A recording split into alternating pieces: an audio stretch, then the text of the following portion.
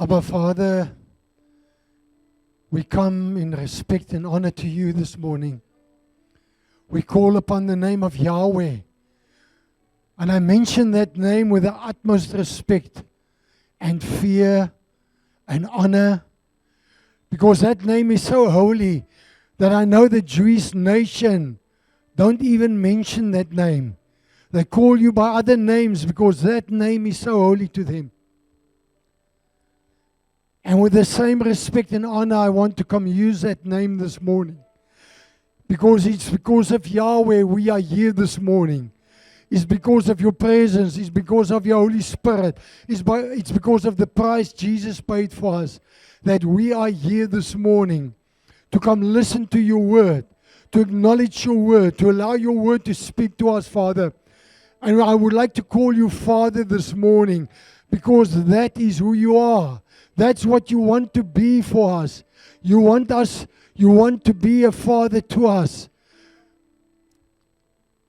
But through the ages, it was a struggle to be a father to a nation that rejects you the whole time. It's difficult to be a father to sons and daughters that don't acknowledge their father, that don't love their father, who don't like to image him, to know and have the knowledge that we were made in his likeness and that we should portray him.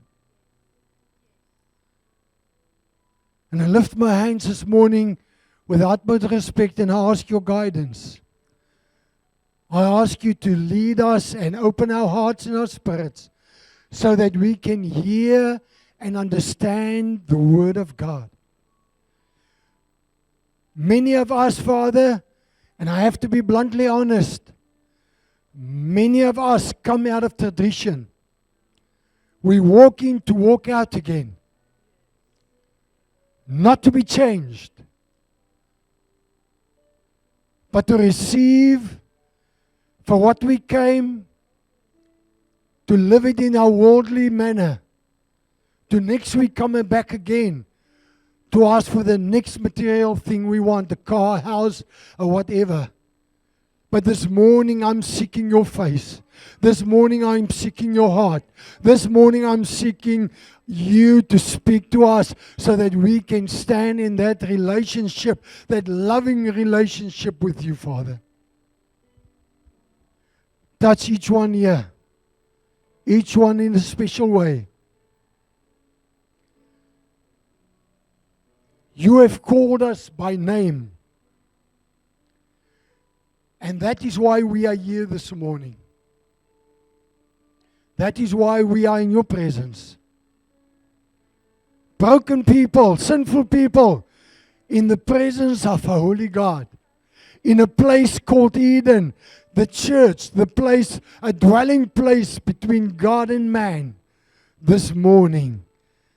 And corporately, we can listen to your word, acknowledge your word, and receive your word this morning. I pray this in Jesus' name. And we all say, amen. Go on, let's give God a hand. Thank you for being here. I don't know if you know this, but on Facebook, it's in America, the outbreak of a Holy Spirit outpouring that's taking place for a couple of days already. People are flying in from all over the world. They had to open campus after campus after campus to accommodate the many people that's arriving to this phenomena where God's outpouring of the Holy Spirit is taking place. But I don't need to go to America this morning because wherever I am, God is with me. I no disrespect to those people because it will be lovely to be there. But I'm telling you, God is here. His Spirit is here. And if you are seeking Him and you're honestly, open-heartedly ready to receive the outpouring of the Holy Spirit, He will be here too this morning for you. Can I get an amen? Let's get to the scripture. I'm talking about His likeness this morning. I would like to leave a couple of words with you, and I would like to go to the scripture that is well known to all of us. Then God said, let us make man in our image. In our image. if you're digging deeper, you will know that that is not Father, Son, and Holy Spirit speaking. That is the family of God in heaven, the council of God that God is speaking to. And he said, let's go back to earth and let's go make a family on earth like we have a family in heaven. After our likeness. And let them have, look at this, let them have dominion. Let them have dominion over the fish of the sea, over the birds of the heavens, and over the livestock over all the earth. Notice, dominion is not over people. Come on, bossy guy, red personality. You're not called to be a boss over people, but well over fishes and sea and nature. That's what you're called to do. And so God created man in his own image. In the image of God, he created him, male and female. And not the other names I added on to our modern era. You can find now, I can't even pronounce those good. He created them. Let's carry on. And God blessed them. And God said to them, be fruit. Listen to your task. Our men like the first one. Be fruitful. And multiply. And fill the earth. And subdue it. And have dominion over the fish of the sea and over the birds of the heavens and over every living thing that moves on the earth. Can I get an amen? I've got a video clip here, a very short one. It's a video taken from a cell phone to illustrate my message this morning. Look at this. Bubbles, preek jy? Waaroor preek jy? Hoor? Okay.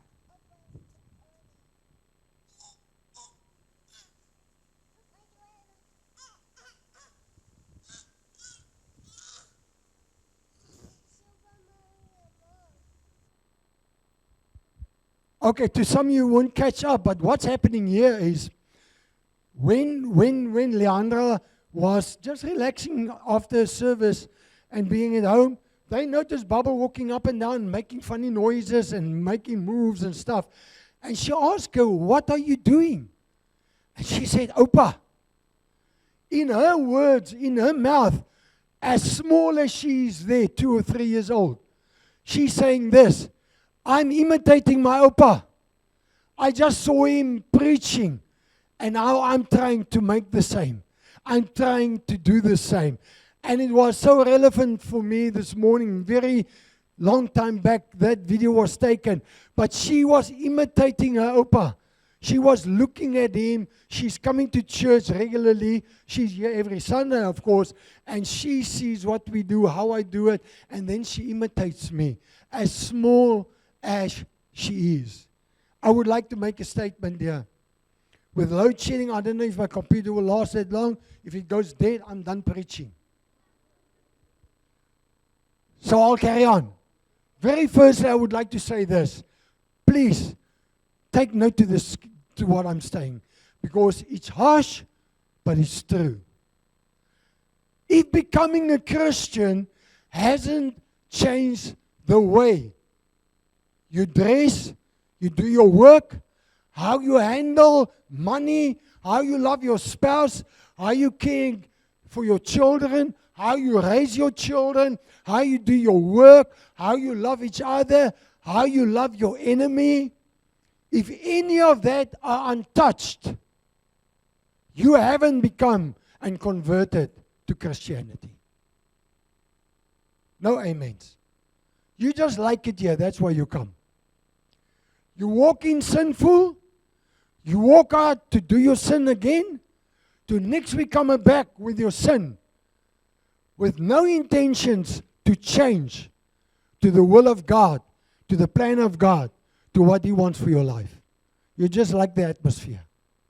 Can I get an amen? Do you agree with me? We live in a time, it's more important to fit in than to stand out. I want to do what the world does. If they cut their hair, I cut my hair. If they dress funny, I dress funny. If an idol does something strange, I do it. We imitate idols and characters out there in the world. We idolize. How come we struggle to imitate God and become like Him? Become like He wants us to be. Because this morning, thank you, Marina, for the leading of the service this morning. Yeah, you wanted the hip-hop songs and the nice beat songs so you can dance and jump around. You know, we need to seek the face of God. Open ourselves, open our spirits, because we are here in a place. We are in a place where I want to motivate you to stand in a relationship with the living Father. He loves you. He cares for you. He wants you. He wants you to stand in that relationship with Him. And He wants you to change from your worldly ways to a godly way, so that you can be an imitator in His likeness, represent Him wherever you go. Not only here, but at home, at work, wherever you're situated, whatever party you go to. I'm challenging you this morning. Have you changed since you became a Christian? Have you worked on your relationship with your spouse? With how you use your money wisely and be generous to the church? Come on. Don't be so quiet. I'm asking you this morning, because we are called, each and every one of us are called to be leaders. I know we are raised in a community where we are pushed down and told we need to be followers. We must listen to this and listen to that, and the government tells us what to do and what not to do, and who to love and who to hate, and they guide us. No. According to Scripture, we are called to dominate, each and every one of us. Dominate in the right sense of the word. We are called to be leaders, each one of us. But how do you lead if your own life is in a mess? How do you walk in front and lead your children if you struggle to get up in the morning? If you can't discipline yourself to get up 7 o'clock, 8 o'clock, whatever, I don't think 11 o'clock is an option. Unless you're on holiday, of course. But how do you lead if you are broken yourself and you're in a mess and you haven't worked on it yet, and your Christian life, coming to church, and you got the title of a Christian, but you don't apply it to your life? You're not saved. You're not a Christian. You just like it here. Because we're nice and beautiful people here. Send it for your lunch. You're just telling me you're looking good this morning. Everyone is a born leader. I can prove it to you. Moses raised in Egypt. And you know the story, so I won't tell you the whole story. And God is looking for Moses. Not that he got lost for God, but I'm just to illustrate my point. Where's my leader I was raising? He ran away. God said, kom hier na toe, burning bush. Just my way of putting it. Kom hier so, I want to talk to you. I'll put a bush that doesn't burn out so that it draw your attention. It's like a mother wants WhatsApp her son. When you get home, you need to wash your car, see that your room is clean, and see that the dishes are done. He didn't reply. She said, oh, and secondly, me and your dad wants to buy you a car for your next birthday. Really, Mom? He said, no, I'm lying. I just wanted to check you get the message. Moses, get here. Come here. I want to speak to you. Why are you an employee? Why are you looking after sheep, working for your father-in-law? I called you to have dominion, to be called a leader. I called you for a purpose, for a reason, for a task, for a specific task on the table. You decided to become an employee. Come on. You will be the leader of 600 and how many people? Yeah. According to Scripture, Exodus 12, 600,000 men on foot, without the women and without the children. So there are over 1 million people. You're the leader, a leader of 1 million people. I'm looking after sheep. You talking to the right man? Yes, I am. I raised you for that purpose. I called you by your name. Your name is Moses. Can I get an amen? Joseph, the youngster in his family, second youngest. I had a dream. I don't understand it. Stars bowing down to me. I had a second dream. The harvest, whatever that was called, was bowing down to me. Wheat. Bowing down to me. Telling it to its brothers. Being hated for that. Being hit, put in a pit, sold to Egyptians or a caravan that passes by, ended up in Egypt, ended up in jail. I never knew. Joseph, I never knew I was called to be the second in charge of a strange nation. I never knew that God will put me in charge in Egypt and that my family will come and the 70 that will come, I will protect them and I will guide them and I will see that they have enough food. I didn't know that God called me as a leader. I never knew that. I thought I was a servant. I was a slave. I needed to clean. And I'm talking to people in this place that's got that mentality. I'm a slave. I'm an employee. I just need to do what I'm told to do, which is right when you've got authority over you. But you are called by God for a reason and a purpose, and we so many times forget about it. Think about Gideon. Judges 6:12. Gideon, God came to him via an angel, and he said to him, Gideon there by himself, he's fearful. He called himself the weakest clan of Manasseh. He's the weakest in his family. He's not even the weakest in his clan, but in his family he's the weakest. So he must look almost like me. Lost a lot of weight. And he was fearful of what came. And he was greeted with these words, mighty warrior, get out of under the bed. Come on, get rid of your fear.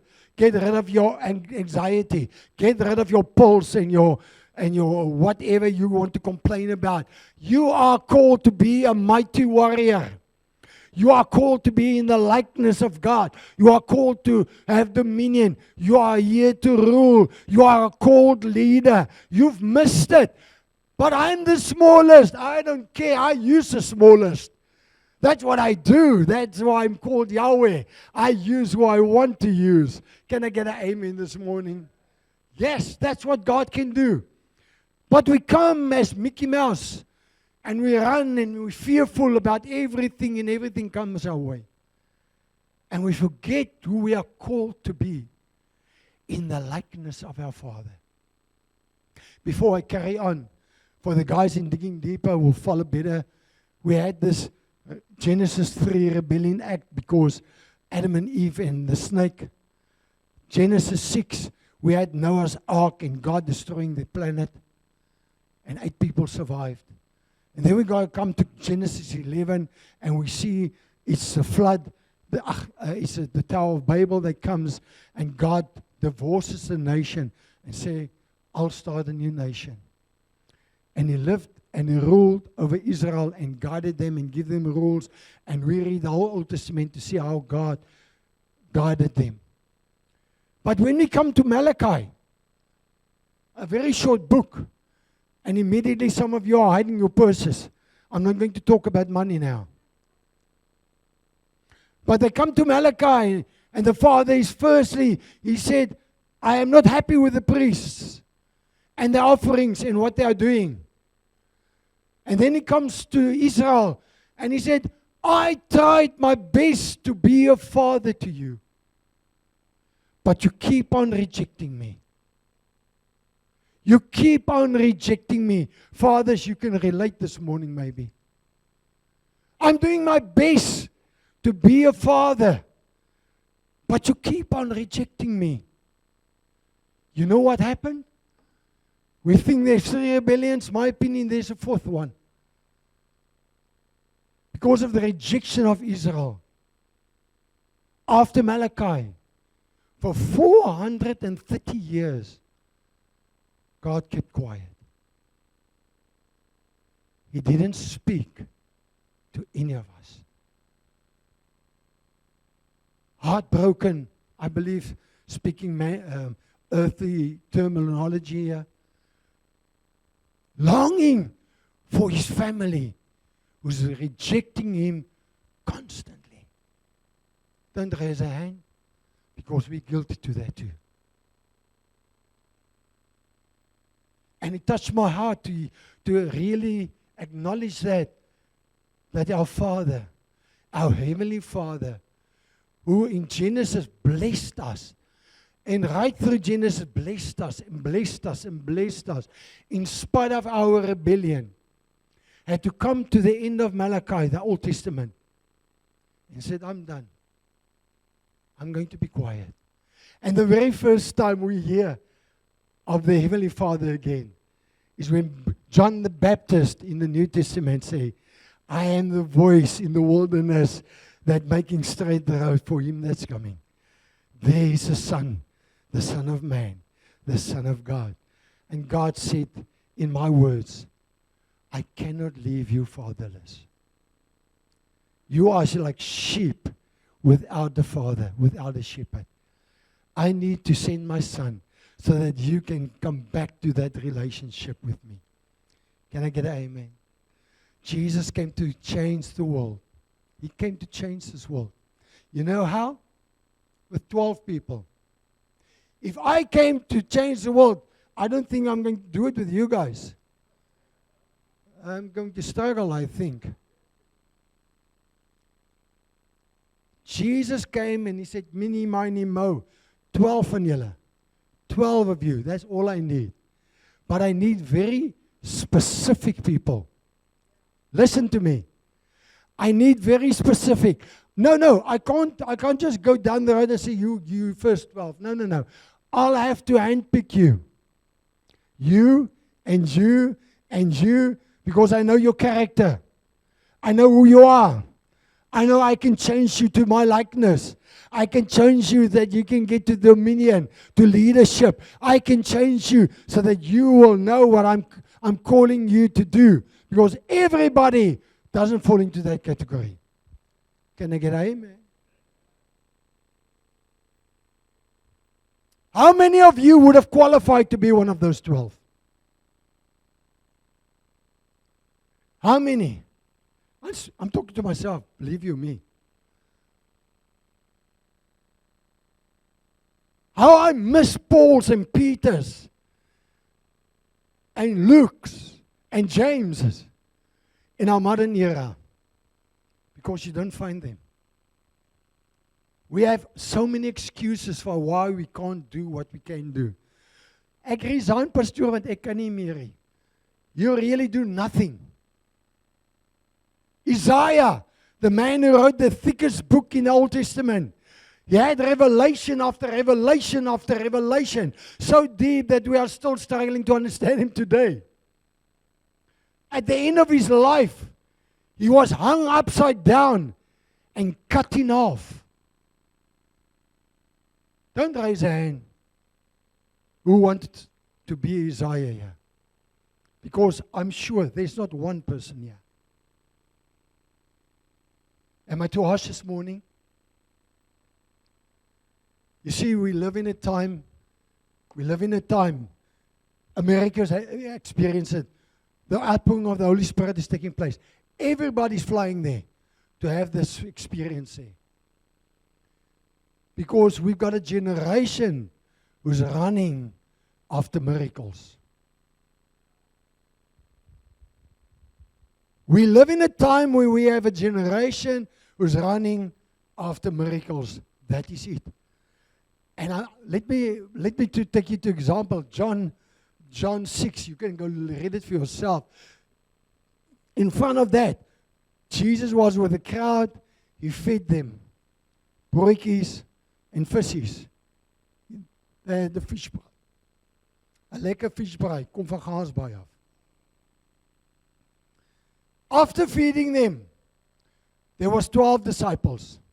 After feeding them, there stayed a crowd of people who wanted to become his disciples. Listen what Jesus said to them. John 6:26. I think I've got it for you. Truly, truly, listen to the words to the people. If about 70 people stay behind to become disciples and involved, we will say, woo, next step, asseblief, kom net hier, next step for julle ouers. We're so glad you're here, let me put you through training. No, Jesus didn't do that. Jesus didn't do that. What he did, he said, truly, truly, I say to you, you are seeking me, not because you saw signs, but because you ate your fill of the loaves. You are here for the miracles. You just came for what you can take. You just staying behind because maybe there's something more I can take home. God left them there. And he said to them, do not work for the food that perishes, but for the food that endures to eternal life, which the Son of Man will give to you. For on him God the Father has set his seal. They were running for miracles. And God wasn't impressed with them. Listen to what he says later. He says this, John 6:60. When many of his disciples heard it, they said to him, this is a hard saying, we cannot do this. We cannot say this, because what he said is, you need to drink my blood and eat my flesh. In other words, your livelihood must totally be dependent on me. And they said, that's too difficult. We're here just for the miracle. We cannot depend on you for our livelihood. We have to walk away. And God replied, Matthew 16:4. And he says this, well, listen, an evil and adulterous generation seeks for a sign, but no signs will be given to it except the sign of Jonah. So he left them and departed. He calls people who are looking for miracles, running after miracles, searching for miracles, evil and adulterous. Because your heart is wrong. Your purpose, why you do what you do, why you come, the reason why you come is wrong. He's looking for a relationship with you. He's got the heart of a father. He's longing to stand in a loving relationship with you, to love you, to care for you. But we reject him because we're searching for miracles. We are just looking for the stuff. We give 100 rand to go home to expect 1,000. I'm so shocked by some people's tithing. It's so small, I don't know how they live in a house. Because if I look at the tithing and where they stay and what they drive, it doesn't compare.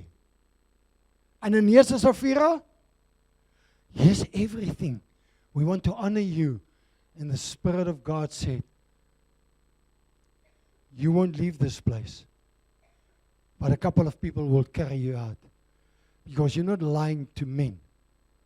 You're lying to God. Your heart needs to be changed. And by to us this morning,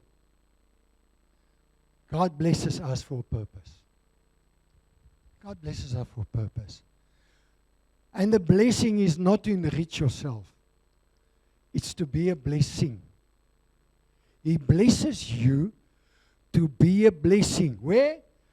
Into His kingdom. Because you are called to be in His likeness. You are called to imitate Him, to be a proxy of Him. That's why coming to church is not an effort. Even if I'm feeling sick, I come to church. Oh, that's me. You don't have to. But that's what I do. Because I come to the house of Eden, a dwelling place where me and God can fellowship. I do it at home too, but I would like to do it with you and you and you. And why I'm talking so harshly there as a father of this house, I'm saying this because I care for each one of you. The reason being, when I'm here one day in heaven, I would like to see you there. Come on. And I hope that's your wish for me too. That one day you get there, if you get there, you'll see and look out for me too. I can mention so many people already that I'm so looking forward to see. I've got a file this thick I've buried from our church already. Elderly people, more younger people. This thick. Every now and then I just page through it. Because they're alive and well. And I can't wait to see them. Because I stood in a relationship with them. A loving relationship with them.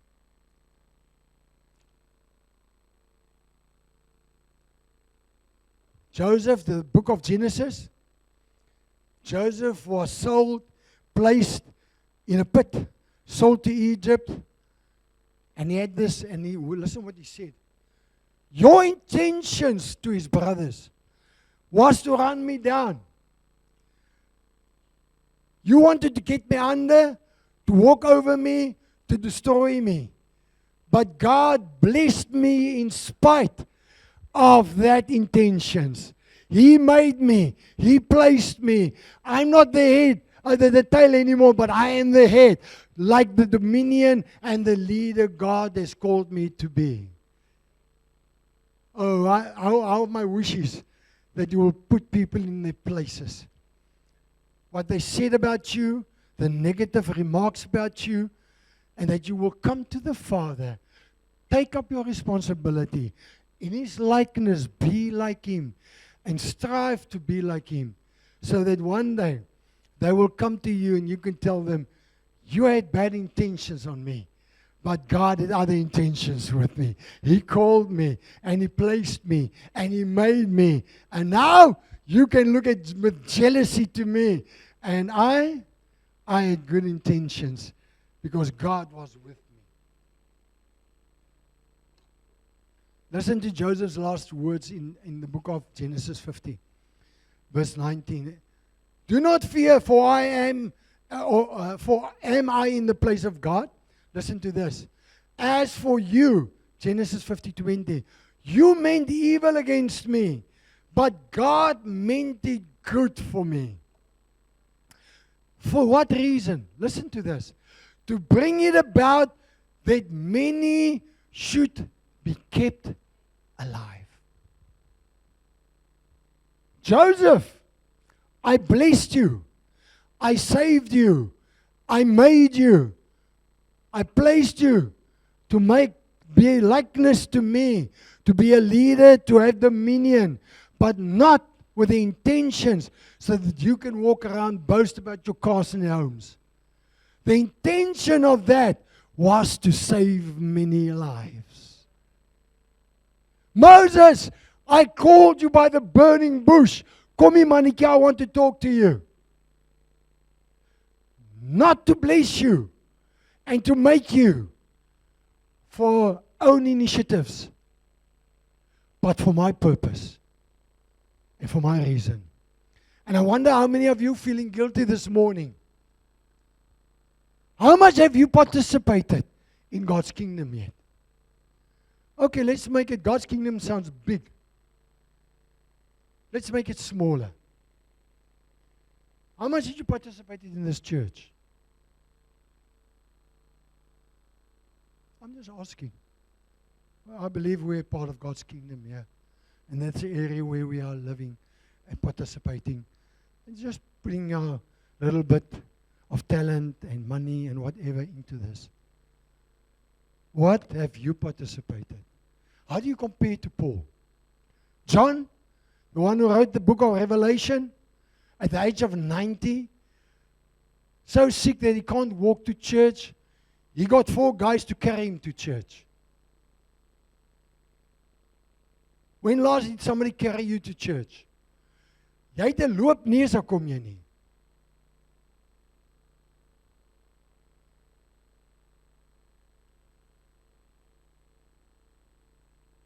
Psalm 1:1, my time's up. Blessed is the man who walks not in the counsel of the wicked, nor stand in the way of sinners, nor sit in the seats of scoffers. But his delight is in the law of the Lord, and on his law he meditates day and night. So I want to paraphrase that. I stand in a loving relationship with. I can't quote scriptures. I don't know verses. I cannot quote Psalms for you. But what I can tell you, I stand in a loving relationship with Yahweh, the God I serve, the God I love. And I give my little I can give, but my everything for His kingdom. Because I would like to be in His likeness.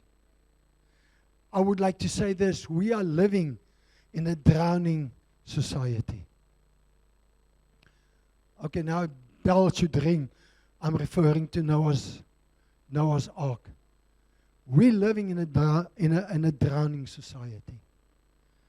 They are so focused on themselves, so self-centered, so focused on their money and their gold and their stuff. But if a flood comes, you're going to look for the boat, not that old in the garage. Can I get an amen?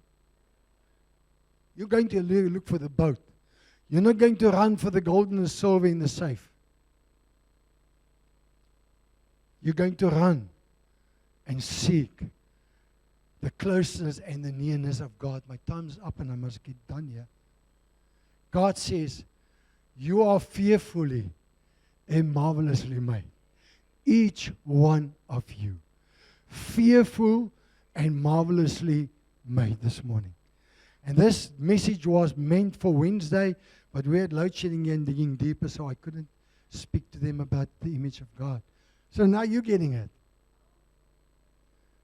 But I'm telling you this morning, I don't know about you. I came to church because I love my Father. And I must be honest with you. I like each one of you. Thank you, Etienne. I'm dead honest. God knows my heart. I love each one of you. And if I missed inviting you to accept Jesus Christ, truly accept Jesus Christ as your Savior, I haven't done my job. And I'll be guilty. I will feel guilty when I get to heaven and I miss any one of you there. The message and the reason for this message, don't you want to consider serving, accepting Jesus Christ as your Savior? And not the way you've been doing it up till now, but to do it His way. Not to come for the miracles. Evil and adulterers, He calls him. Wow. Don't raise your hand. I don't hope that's you. Just for what you can retake and what you can take. God calls you evil and adulterous.